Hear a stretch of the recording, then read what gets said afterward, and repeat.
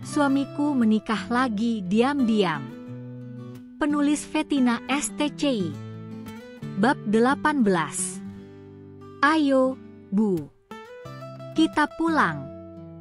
Akhirnya sekarang kamu jadi janda juga.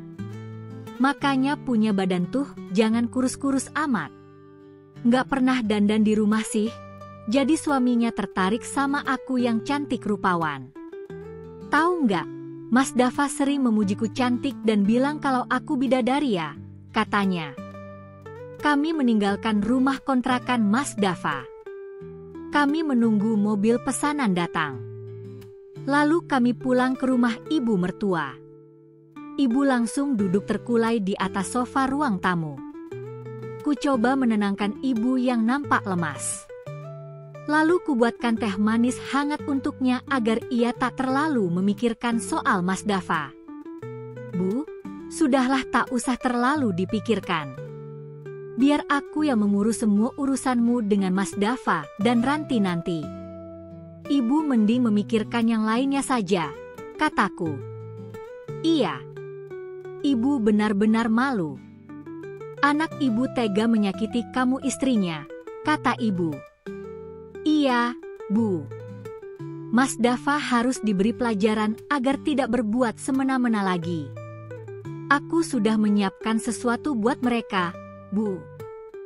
Ibu lalu bangkit dari duduknya, ia mendekatiku. Bagaimana caranya, Sarah? Bu, kalau aku membuat jera Mas Dava dan Ranti dengan memasukkan mereka ke jeruji besi gimana? Apa ibu setuju? Aku menguji ibu dengan sebuah pertanyaan. Apakah ibu benar-benar benci dengan perbuatan anaknya dan mau membuatnya jera? Ibu langsung menelan ludahnya. Bagaimana, ya? Jawab ibu ragu. Bagaimana ya? Jawab ibu ragu. Iya, bagaimana Bu? Aku sudah kesal dan muak dengan tingkah Mas Dava dan Ranti. Aku ingin mereka jera. Dengan melaporkan perbuatan mereka, aku yakin mereka akan bertaubat. Aku meyakinkan ibu mertua. Tapi, Sar, Dava itu suamimu dan ayah dari anakmu. Apa kamu nggak malu nanti kalau suamimu dipenjara? Nanti kalau ada yang meledek anakmu gimana? Sekarang saja ia sudah 4 tahun dan sebentar lagi masuk SD, kata ibu. Ibu ternyata tak benar-benar murka pada anaknya. Ia tak bisa melihat Mas Dava masuk jeruji besi. Aku takkan membahasnya lagi. Biar itu jadi urusanku. Toh, yang sakit hati itu aku. Akulah yang berhak menentukan hukuman buat mereka. Iya, Bu. Aku tahu itu, tapi aku tak mau memikirkan hal itu. Mereka tak berhak bahagia di atas penderitaanku, Bu. Anakku mungkin nanti mengerti kalau papanya tak bisa dipertahankan karena perbuatannya yang memang tak bisa dimaafkan. Sampai saat ini pun, Mas Dava tak ingin kembali padaku. Ia tetap bertahan dengan Ranti. Itu membuktikan kalau ia benar-benar sudah tak peduli denganku dan anakku, jelasku pada ibu. Kali ini ibu tak menjawab lagi. Mungkin ia menilai perkataanku ada benarnya, walau tak terucap dari bibirnya. Setelah aku dan ibu merasa baikan, aku minta izin pulang padanya. Namun, aku sebenarnya mau menemui Pak Ari. Berharap ia bisa membantuku mengurus ini. Baiklah, Bu. Sarah permisi dulu. Semoga ibu sehat selalu ya, Bu. Sampaikan salamku pada Fania ya, Bu. Ibu bisa sampaikan perbuatan Mas Dava pada Fania dan Mas, karena semua harus tahu, kataku. Baiklah, Sarah. Ibu akan sampaikan pada semua. Kamu yang kuat ya. Ibu pikir lebih baik kita sama-sama kembalikan Dava ke jalan yang benar. Janganlah melaporkannya, yang ada nama baikmu nanti tercoreng juga, Sar. Pikirkan lagi matang-matang sebelum berbuat, pesan ibu.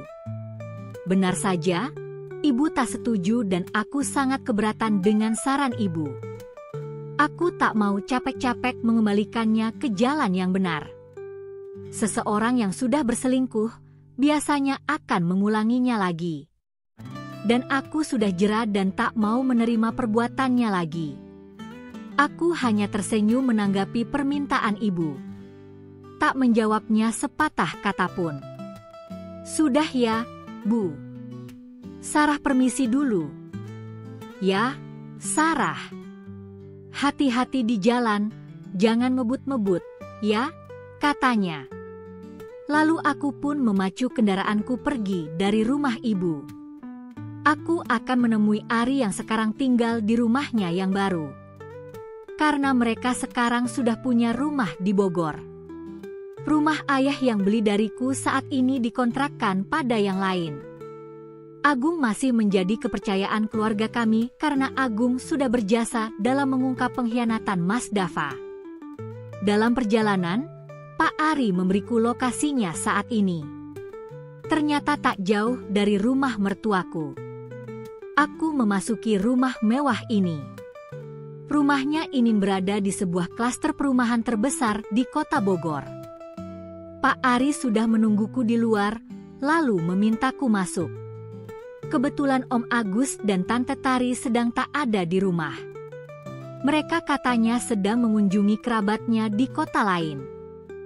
Pak Ari, maaf aku mengganggu waktumu.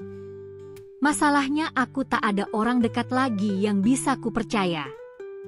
Ku coba membuka percakapan dengannya.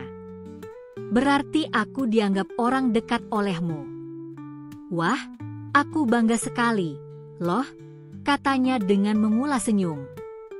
Hehe, Pak Ari bisa saja. Sebentar. Sepertinya usia kita nggak jauh deh. Usiamu berapa? Aku 27 tahun. Anda berapa tahun, Pak? Tanyaku.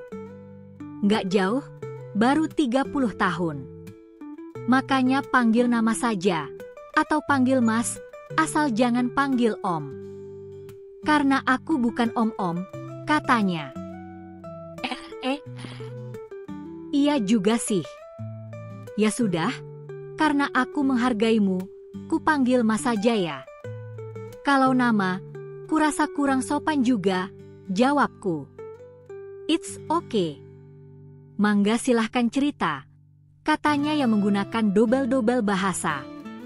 Bagaimana Sarah menceritakan kondisi keluarganya?